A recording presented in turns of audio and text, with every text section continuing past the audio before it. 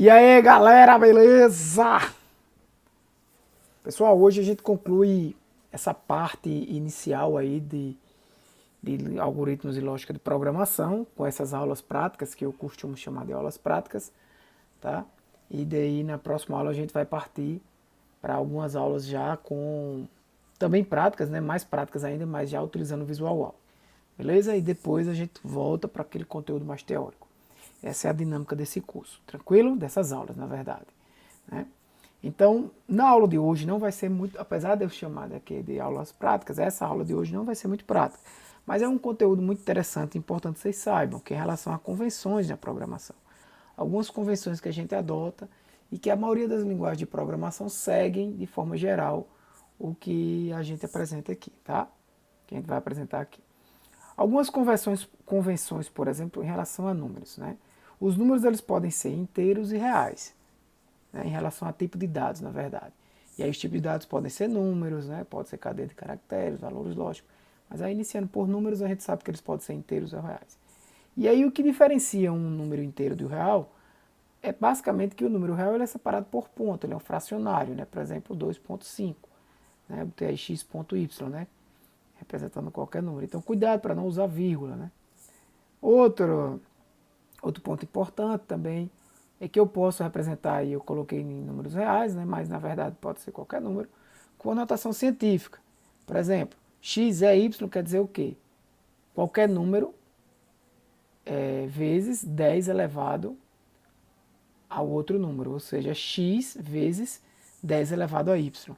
Né? Por exemplo, 10 é 10 vezes 10 elevado a 10, no caso, tá? O exemplo que eu coloquei aí. Números negativos, eu coloco um sinal de subtração, um sinal de menos antes do número, eu identifico que ele é negativo, certo? Quanto à cadeia de caracteres, algumas convenções que a gente tem é que cadeia de caracteres é representada por letras ou símbolos de textos, né? Ou símbolos de texto, né? E eu posso ter também números aí, eu também posso ter números como a gente viu. Mas aí o significado do número numa cadeia de caracteres é totalmente diferente do significado de um número quando é um tipo de real ou inteiro, né? Você não vai somar um número que é um tipo de dado de cadeia de caracteres. Tranquilo? Normalmente eu limito essas cadeias de caracteres por apóstrofes, né? Eu posso utilizar aí, dependendo da situação, simples ou duplas. E também eu muitas vezes chamo essa cadeia de caracteres de strings. Na realidade essas são cordas, né? Corda de caracteres. Ou cadeias mesmo de caracteres. Também temos algumas convenções quanto aos números, aos valores lógicos, que são valores booleanos, né? Valores booleanos, como vocês sabem, é um valor que foi elaborado, né, por Georgian Boole. Georgian Boole elaborou a lógica booleana, né? Então é uma forma de homenageá-lo, chamando esses números de números booleanos, né? São aqueles que representam basicamente não, representam dois estados, né? Falso, verdadeiro. Né? E aí verdadeiro normalmente eu represento por um número 1, posso também representar pelo número 1. Algumas linguagens de programação, por exemplo, reconhecem números booleanos como 0 e 1. 0 é falso, 1 é verdadeiro. Tranquilo? Então, por exemplo, se você tem uma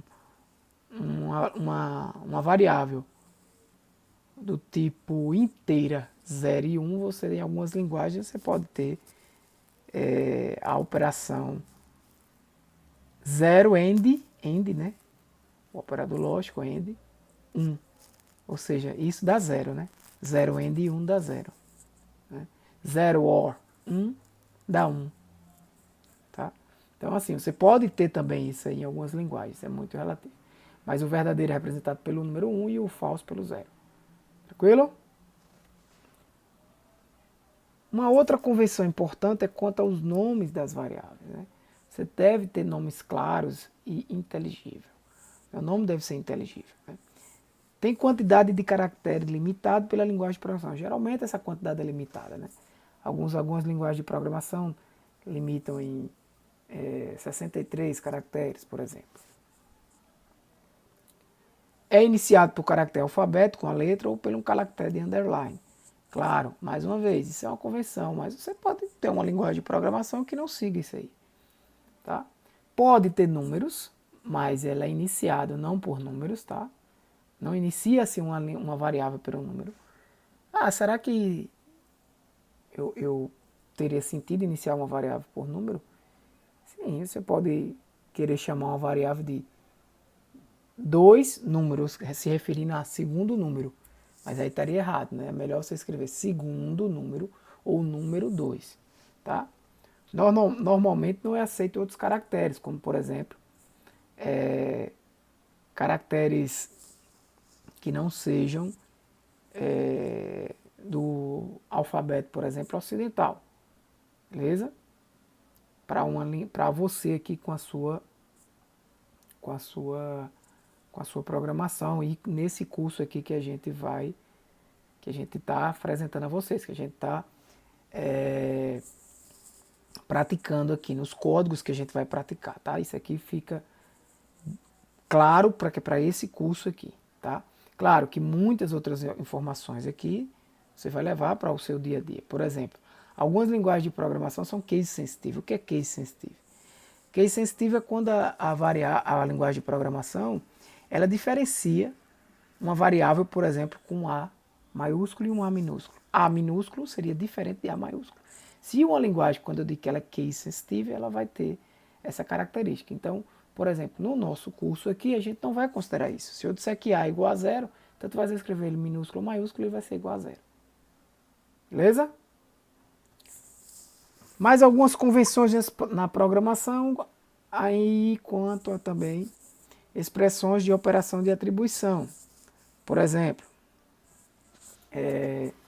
operações de atribuição, você tem um operador, tá? Que eu vou apresentar aqui agora para vocês, que é essa setinha, dando a entender que o valor que está do lado direito está sendo atribuído à variável. Essa variável ela tem um espaço na memória, né? E aí esse valor do lado direito vai ser armazenado em formato de bits, claro, né, no espaço da memória. Então, outras formas é apresentando dois pontos igual, algumas linguagens de programação como Pascal utiliza dessa forma, e outras apenas o sinal de igual, que significa atribuição, tá? Também. Por exemplo, o Java utiliza dessa forma. Tá? Nesse curso aqui você vai ter que utilizar essa setinha ou dois pontos igual, que utiliza também no Visual Algo, também funciona. Então armazena o valor no espaço de memória reservado pela variável. Claro.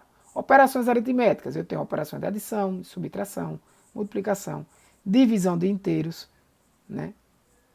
Tenho divisão real. Aí eu vou parar aqui, né? Rapidinho. Essas aí você já conhece. A grande diferença da divisão de inteiro e divisão real é que a divisão de inteiros vai se dividir dois números e o resultado é um número inteiro. Tá? 5 dividido por 2 é 2. E o resto vai ser 1. Se eu mandar calcular o resto, vai ser 1. O mod, né? Vai ser 1. Então, vai ter ainda a divisão real, que nesse caso essa divisão daria 2,5. A concatenação pode muitas vezes ser utilizado o sinal de mais, né, de adição. A concatenação ela utiliza-se em cadeia de caracteres. Tá? Você pega um nome, José, mais Tiago, outro caractere, e o resultado disso aí vai ser José Tiago. Tá? Vai ser concatenado. E aí eu posso colocar um espaço entre uma... A gente já fez inclusive exemplos aqui, dá para você perceber algumas concatenações em alguns exemplos que a gente já mostrou nas aulas anteriores. Tá? E também essas operações são binárias, ou seja, eu tenho dois operandos. Tá? Quando eu tenho 2 mais 3, por exemplo, eu tenho dois operandos, o 2 e o 3. Tranquilo? Ainda sobre algumas convenções em relação às expressões e em relação às operações relacionais, eu tenho que numa operação relacional todo o resultado só pode ser true ou false. Eu botei aqui de propósito true ou false, para vocês irem se acostumando. É a mesma coisa de dizer verdadeiro ou falso. Tá? Uma igualdade, onde eu uso o sinal de igual, a gente vai usar esse sinal de igual nesse curso, mas eu já deixo claro para vocês. Em outras linguagens, né, como por exemplo, C, Java, enfim, se utiliza-se o igual igual, até para se diferenciar do sinal de atribuição. Beleza? Menor, maior, o menor igual, né? O maior igual, o diferente, que também pode ser exclamação igual, tá? Como é em Java, por exemplo. E também eu posso ter avaliação de caracteres, utilizando-se a tabela ASCII. ASCII 2, chama-se ASCII 2, né? Então, por exemplo, eu posso avaliar dois caracteres dessa maneira. Por exemplo, banana igual banana é false. Por quê? Porque existe diferença entre os Bs. Aí você não disse que era case sensitive? Que essa linguagem não é case sensitive, Tiago? Não tem diferença entre minúsculo e maiúsculo? Calma aí, se você pensou isso, calma aí. Não confunde as bolas. Case sensitive é em relação ao nome das variáveis, tá? Isso aí é o valor de uma provável variável. Isso é o valor de uma cadeia de caracteres. Por que que são diferentes? Por que que se eu fizer banana maiúsculo igual banana minúsculo é diferente? Porque na tabela ASCII 2, o B maiúsculo e o B minúsculo, ele tem bits, ele tem uma codificação diferente, uma codificação de bits diferente. Então, quando o compilador, o sistema operacional for executar isso aí, ele vai perceber que existem diferenças ali entre aqueles caracteres e a linguagem em si é programada para considerar isso como falso, claro. Agora, se você pergunta a mim, banana é menor do que banana, eu posso fazer isso e ele vai usar a tabela ASCII 2 como referência e vai dar true. Agora, por que deu true? Por que será? Porque não, o número de caracteres não é número de caracteres. É porque o B maiúsculo, ele tem um código menor do que o B minúsculo, né? Na cadeia de caracteres do ASCII 2. Acredito que vocês estudaram isso na disciplina de informática básica, né? E aí, por isso que o resultado vai dar true, tá? Então, algumas convenções, essas são mais tranquilas, né? Tirando essa questão da avaliação de caracteres, daí para cima é mais tranquilo porque vocês já viram, né? Isso aqui é aquelas aulas de reforço, aquela confirmação de que você compreendeu isso aí, né? É muito importante que vocês compreendam isso de forma automática. Eu sei que alguns de vocês já conhecem programação, estou fazendo esse curso para dar uma revisada e tal, mas eu faço isso aqui principalmente para quem não tem conhecimento algum, tá? Partindo do princípio que você não conhece nada de programação. Então, operações lógicas, ainda, né? Eu posso ter algumas convenções contra operações lógicas, né? São operações efetuadas com valores booleanos, né? E cada operador lógico, AND, OR, NOT, entre outros, tem a sua tabela verdade. A gente já viu essa tabela verdade, né? Já viu que toda operação lógica utilizando o operador lógico AND, ela vai ser verdadeira somente se todos os dois forem verdadeiros. Se eu tiver verdadeiro, uma sentença verdadeira e a outra verdadeira, a sentença completa vai ser verdadeira, né? A proposição 1 e 2 sendo verdadeira, a sentença completa é verdadeira. Agora, se eu tenho uma das duas falsas e uso o operador AND, eu já sei que o resultado é falso, né? Lembra daquela tabela verdade? É uma convenção também ter essa tabela. E aí a gente viu, por exemplo, o valor AND, né? A gente viu que para uma sentença ser verdadeira, as proposições internas todas tinham que ser verdadeiras. Lembra? V. No final, IF e false, a sentença final é false. Esse exemplo aí, por exemplo. Vamos resolver. A igual a 3, B igual a 7, C igual a 1. Como é que eu resolveria essa expressão? Eu resolvo primeiro o que está entre parênteses, né? C maior do que 0, true. N, B menos A, 7 menos 3, 4. 4 maior do que 2, true. True and true, true. Só que aí no final tem um not true, false.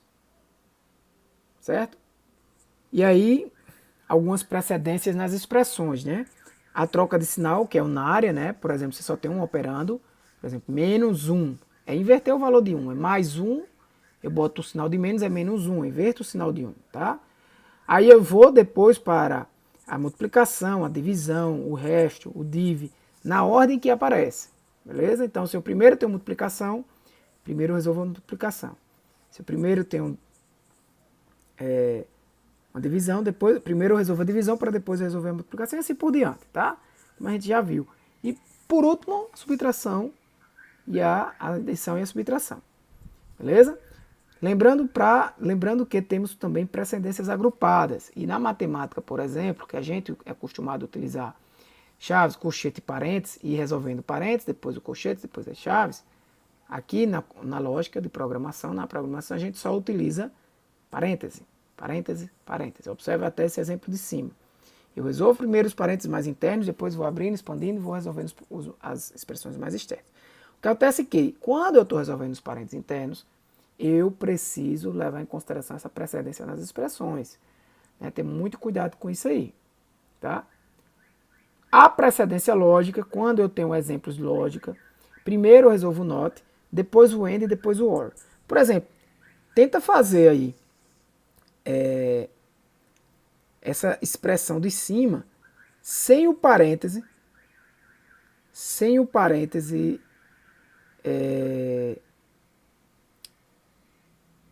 sem o parêntese externo do not. Vê se dá algum resultado diferente. Tira esses dois últimos parênteses aí. Vê se dá algum resultado diferente. Porque, ou por exemplo, coloca um or aí no meio. Coloca um or aí na hora que você vai fazer a comparação. Faz, por exemplo, not A e C maior do que zero. Or. Vê se dá alguma diferença. Tá? E tira o parêntese. Por quê? Quando eu tiro o parênteses aqui, eu vou ter que usar essa precedência aí de not, and, or. Primeiro eu resolvo o and, depois o not, depois o and, depois o or. Tá? E aí, por fim, os operadores relacionais, claro, né? Porque imagina aí se você fosse resolver os operadores relacionais. Como é que você vai saber se x é maior do que y se você não calculou quem é x? Né? Se você não calculou quem é y. Então você tem que saber quem é a expressão x todinha ali dentro, né? Sair calculando tudo aquilo ali. Né? E depois, y, para por último, fazer o operador relacional. Saber se é maior, se é menor, se é maior ou igual, se é igual. Né?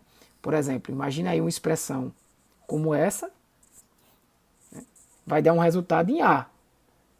Mas imagine aí se eu não estou com essa atribuição aí. Coloco só essa expressão e verifique se o resultado dessa expressão aí é maior, menor ou igual a zero.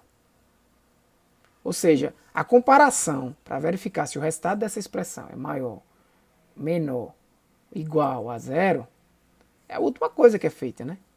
Ele resolve primeiro toda a expressão e depois verifica se é maior ou igual a zero. Menor ou igual a zero. Por exemplo, qual vai ser o valor de A aí? Né?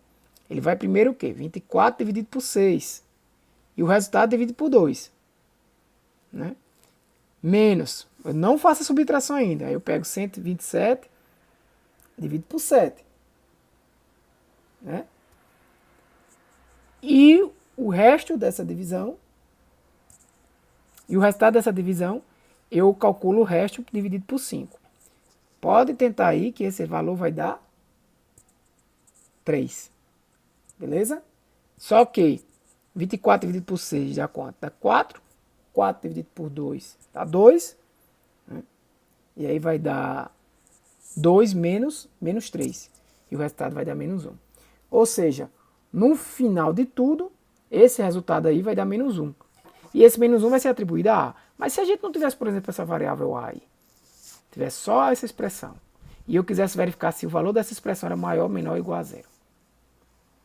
Né? Se é maior, se é igual ou se é menor do que zero. Então a última coisa que eu queria fazer seria comparar se o resultado que deu menos 1 seria menor, igual ou maior do que zero. No caso seria menor, né? Menor do que zero.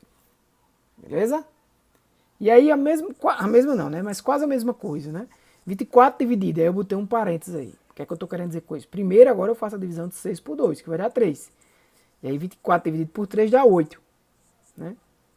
O restante vai dar a mesma coisa, então vai ser 8 menos 3. 8 menos 3, 5. O resultado desse vai ser 5. Então aí a comparação, se eu colocasse o valor dessa expressão para verificar se é menor, se é maior ou igual a zero, no caso vai ser maior. Né? Vai dar 5. Beleza? Então, gente, apesar de ter sido uma aula mais conceitual, também aproveitamos para mostrar algumas práticas e aí a gente conclui uma parte de aulas aqui do, do curso, tá? Na próxima aula, a gente vai implementar alguns algoritmos, né, alguns algoritmos que eu tenho sugerido, e aí a gente vai eu vou apresentar para você a solução dos algoritmos, e depois a gente continua com o assunto. Tranquilo? Então, galera, valeu, um forte abraço, Deus abençoe vocês. Fui!